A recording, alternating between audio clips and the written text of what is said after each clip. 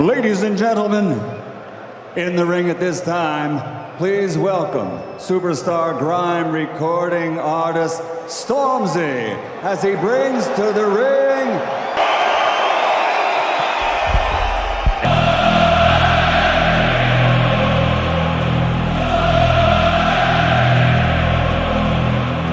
from home from him, and he looks very relaxed. Yes, he's walked this way before a few times, Fletch. London, are you ready for me? Olympic gold.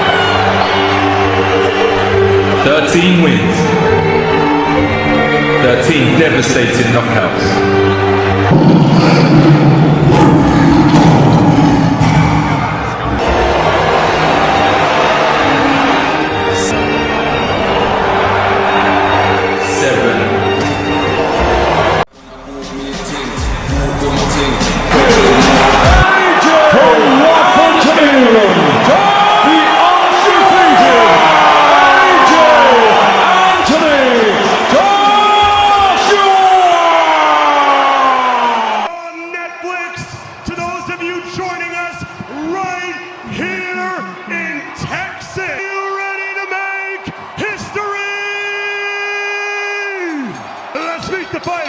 First, fighting out of the blue corner, silver and chrome trunks.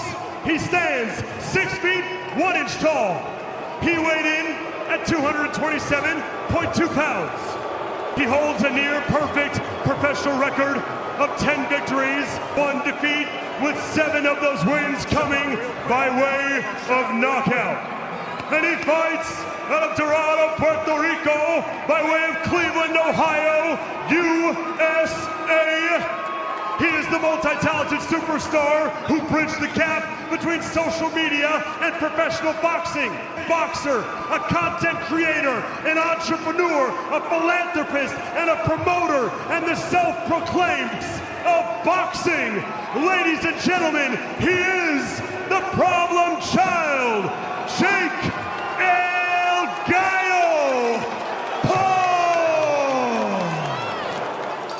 The atmosphere is electric as Anthony Joshua, the former unified heavyweight champion, steps into the spotlight once again.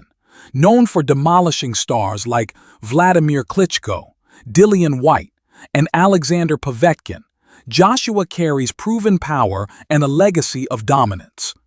Across the ring stands Jake Paul, the internet sensation who shocked the world with victories over Nate Robinson, Tyron Woodley, and Anderson Silva. It's champion pedigree versus viral momentum, and tonight the question burns. Can Paul's rise withstand Joshua's thunderous might? Joshua versus Jake Paul, a 2-time unified heavyweight champion against the internet's most polarizing boxing star. Is it a real fight? Could it happen? And who wins? Let's break it all down. First, Anthony Joshua. Olympic gold medalist, former WBA, IBF, WBO, and IBO heavyweight champion. From his brutal knockout of Vladimir Klitschko in front of 90,000 at Wembley to his redemption win against Andy Ruiz Jr. in Saudi Arabia, Joshua built a reputation as a global superstar with thunderous power and resilience. His resume boasts wins over names like Dillian Whyte, Joseph Parker, Alexander Povetkin, and Kubrat Pulev, all proof of his championship pedigree. Jake Paul, from YouTube prankster to legitimate pay-per-view draw. 9 pro fights, only 1 loss, to Tommy Fury. A solid right hand, decent timing, and a fearless self-belief that keeps shocking critics. Once dismissed as a gimmick, Jake forced the boxing world to take notice with decisive knockouts of Tyron Woodley, a hard-fought win against Anderson Silva, and victories over the likes of Ben Askren and Nate Diaz. While critics question his opposition, there's no denying his discipline, business smarts, and ability to draw millions of viewers to his fights. Love him or hate him, Jake Paul has become one of boxing's biggest names. You might ask, why would Joshua fight Jake Paul? The answer? Money. Saudi backers reportedly want it, Jake Paul's camp accepted, and Joshua's promoter, Eddie Hearn, didn't shut it down completely. Even without a title on the line, it would sell out Wembley and break streaming records. Joshua's career has been defined by resilience. After suffering a shocking defeat to Andy Ruiz Jr. in 2019, many wrote him off, but he returned with discipline and composure, outboxing Ruiz in their rematch to reclaim his belts. That ability to bounce back under immense pressure showed the world he wasn't just powerful, he had the heart of a champion. Fans also remember his absolute war with Klitschko, where Joshua was knocked down but came back to finish the legend. For Jake Paul, it's the ultimate step up, from fighting MMA stars and small cruiserweights, straight into the lion's den of heavyweight boxing. Meanwhile, Jake Paul built his own reputation by consistently silencing critics. Against Tyron Woodley, he produced one of the most brutal knockouts of the year, cementing himself as more than just a YouTuber playing boxing. His fight against Anderson Silva showed his stamina and composure, going toe-to-toe with one of combat sports' most respected veterans. Each victory grew his confidence and fan base, proving he had more grit than anyone expected. The stakes for this fight couldn't have been higher. For Joshua, this was about pride and legacy, proving he could not only dominate his division, but also shut down the circus of Jake Paul once and for all. For Jake, this was the chance to shock the world, to step from spectacle into legitimacy by taking down a former heavyweight king. Training camps painted a sharp contrast. Joshua focused on fundamentals, revisiting the jab and uppercut combinations that once terrorized the division. He sparred with top heavyweights, determined to re-establish himself as a dominant force. Jake Paul, meanwhile, doubled down on conditioning, sparring bigger opponents than ever before, and leaning on his signature overhand right, the very punch that flatlined Woodley and floored Silva. Let's be real. Joshua is a natural 240-pound heavyweight with Olympic pedigree. Jake Paul walks around 185 to 190, usually fights at cruiserweight. The power difference? Insane. Joshua has KO'd top 10 heavyweights.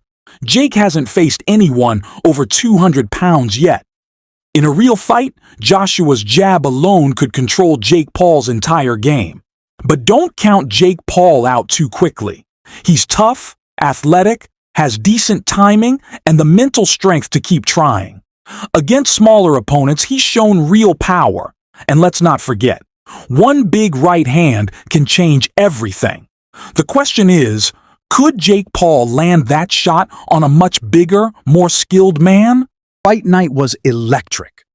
The arena shook as fans from two completely different worlds collided. Hardcore boxing purists cheering Joshua, and the new generation of fans roaring for Jake Paul. The spectacle felt surreal. Olympic gold versus YouTube gold.